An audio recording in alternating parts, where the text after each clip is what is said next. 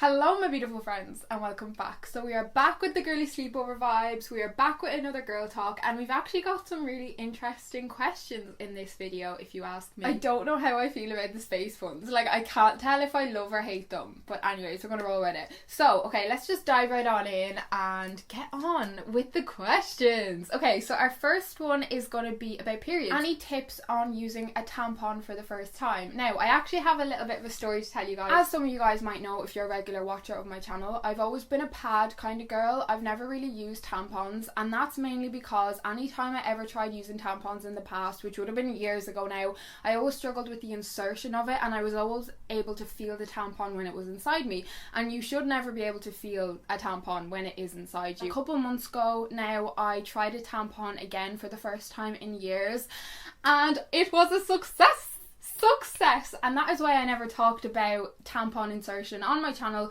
was because I didn't use them, but I've started using them and the last few months have been a dream. Like, I want to go as far as to say they have really changed my life, because I'd never really work out on my period, whereas now with a tampon in, when I can't feel it, I can work out very comfortably and very happily indeed. So I have partnered up with Tampax for today's video to help educate both myself and you guys on both tampon discomfort and also on how to insert a tampon correctly, because by the statistics a lot of us women suffer with it, and the research that Tampax did really blew my mind. So Tampax research found that 58% of people do not expand the applicator enough when inserting a tampon, and 42% do not insert it correctly. They also found that 52% of women that experience discomfort while using a tampon believe it is because they are not inserting the tampon correctly, and they are such high statistics. Like, it actually blew my mind, and I realized that I wasn't a minority in this whole thing. Like, it's the majority of women who struggle with tampons. You should never be able to feel your tampon when it's inside you, and if you can still feel it, then it means you just need to push it up a little bit further. It's not in far enough. But the Tampax Pearl Compact are what genuinely changed my life, because these are like an applicator type of tampon, and these made it so easy for me. They basically do all the work for you, which I needed. I know you guys are all very familiar with a tampon. Right, so the correct way to insert a tampon is, so we have our tampon here, and what you want to do is you want to extend the Tampax Pearl Compact until you hear a click. So can you hear that? So it's going to click. It's quite a loud click, you cannot miss it.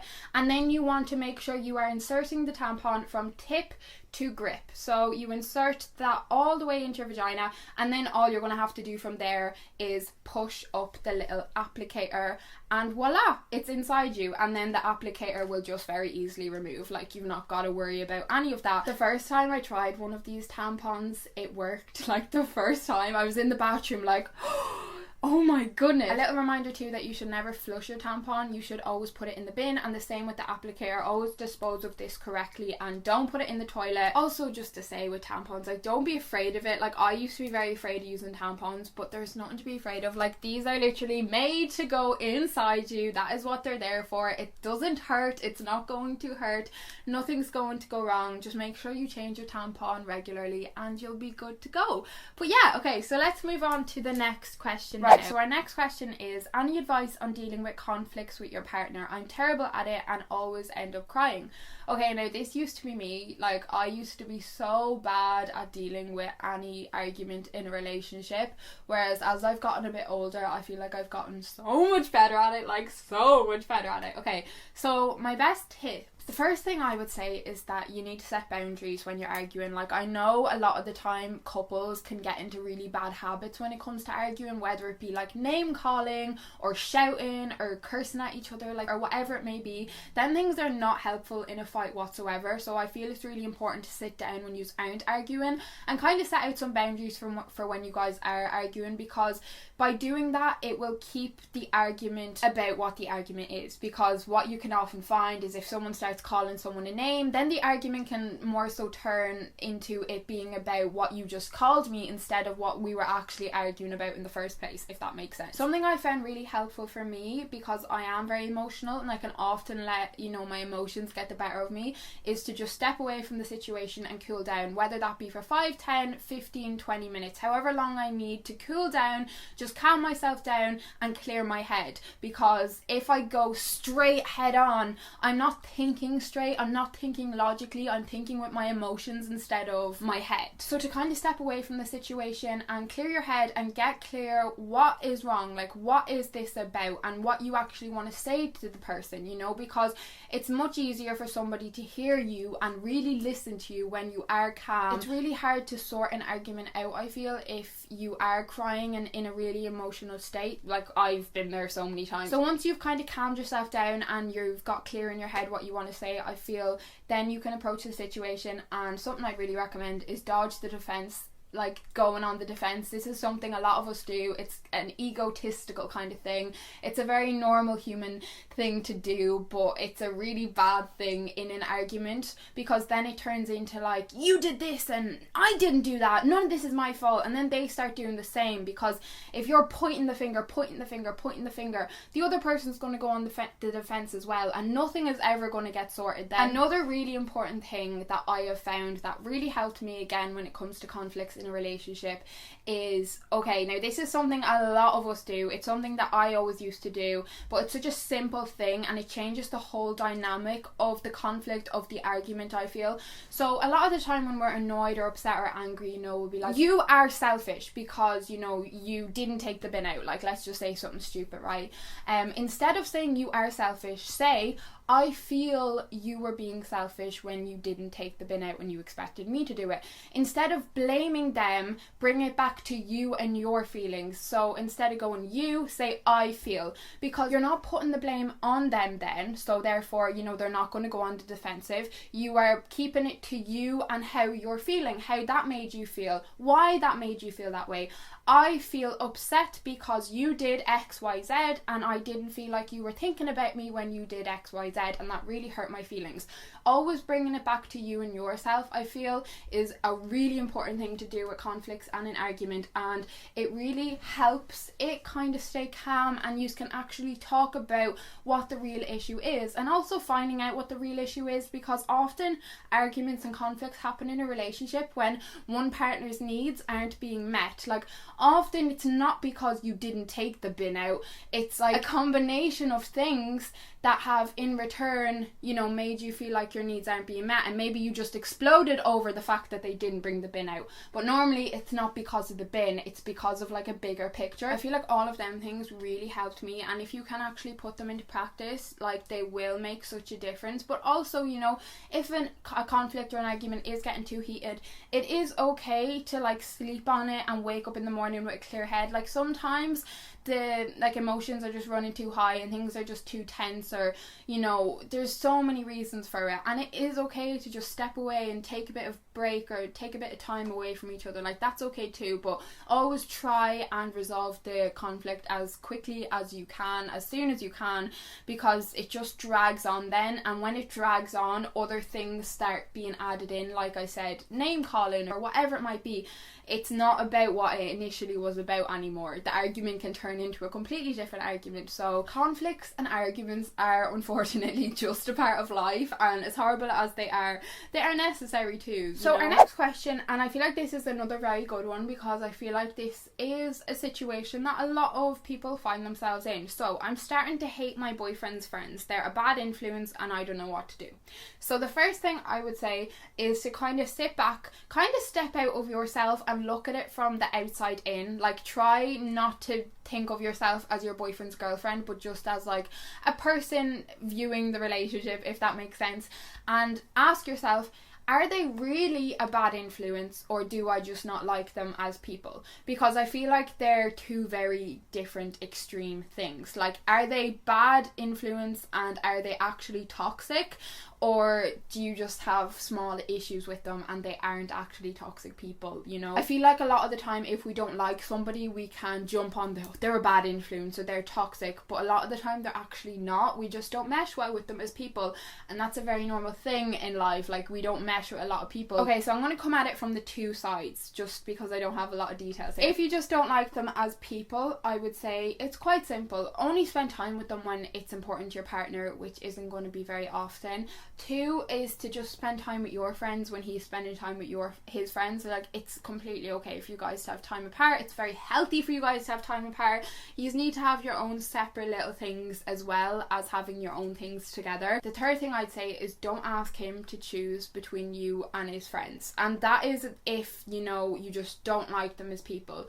But if they genuinely are toxic and they really are a bad influence, and you're finding your boyfriend's behaviour is changing, or he's kind of changing, or he's doing things that he wouldn't have done because of his friends, now this is kind of a different story. Right, so if they genuinely are toxic and they have ever made you feel unsafe or uncomfortable or whatever the case may be, I feel like you should sit down and tell your partner how you feel and explain to him, give him examples of why you feel this way. Don't just say, I don't like X, Y and Z, because say I don't like X, Y and Z because they have done this or they have said this to me.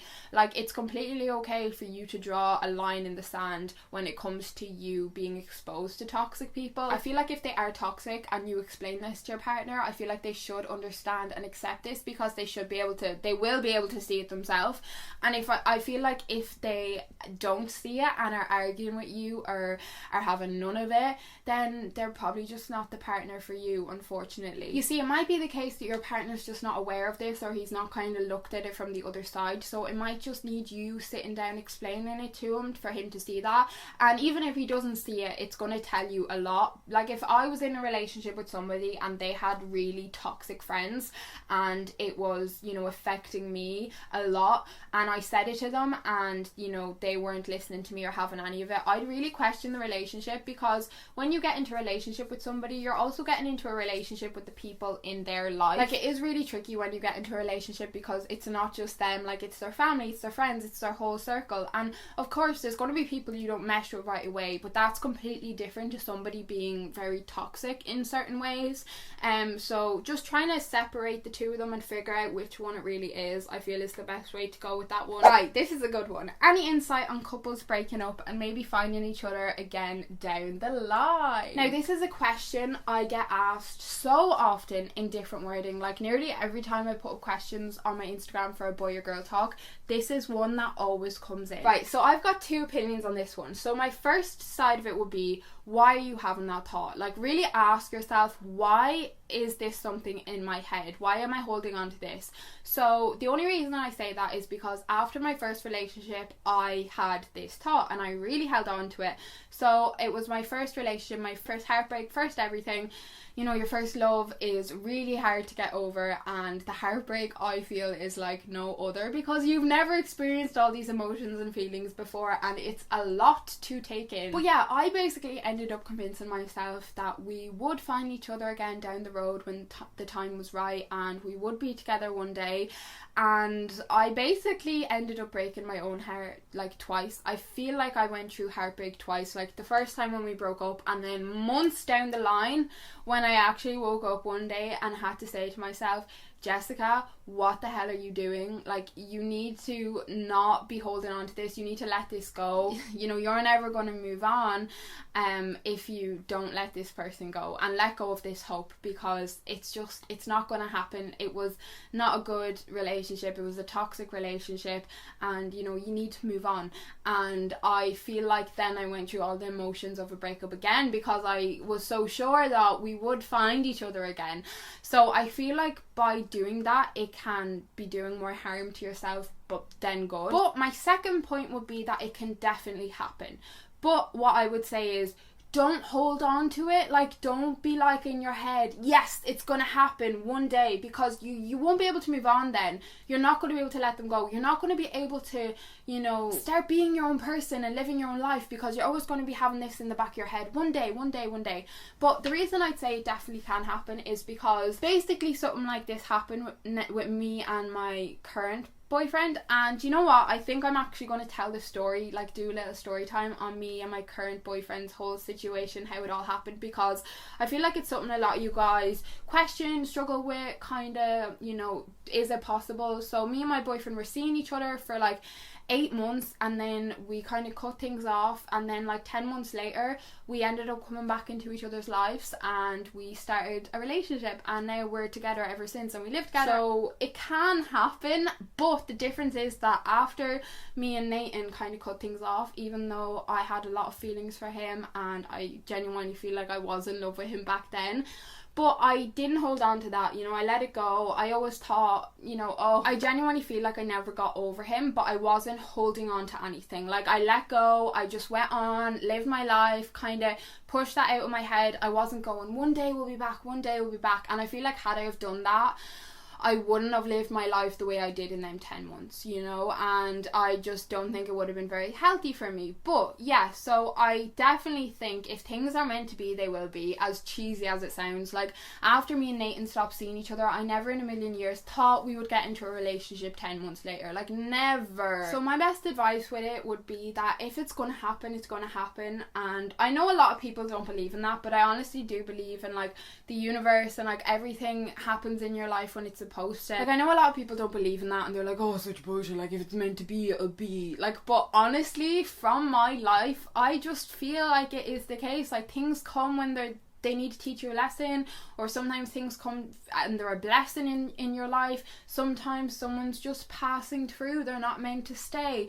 But yeah, I just feel like it might happen, and if it does happen, that would be great. Don't hold on to anything, and maybe you'll get a lovely surprise one day. But in the meantime, just be you, do you, and try not to think about it too much. Okay, catching feelings for my best friend. He feels it too. Should we cross that line if we think it's going to last? I would say 100%. I would honestly say, what have you got to lose? I personally would say one of the most important things in a relationship is that you've got to be friends first and partners second. Like, I feel like that is the only way a relationship is going to last long term, is if you are friends first, because life throws a lot of shit at you and life can be really hard, and if you can't have a laugh with your friend, then it's all going to crumble, you know. I know quite a good few people who were friends first, friends for a couple years, best friends their whole lives, and then getting into a relationship down the line and it actually lasting, because you guys know each other on a different level and you have built such a strong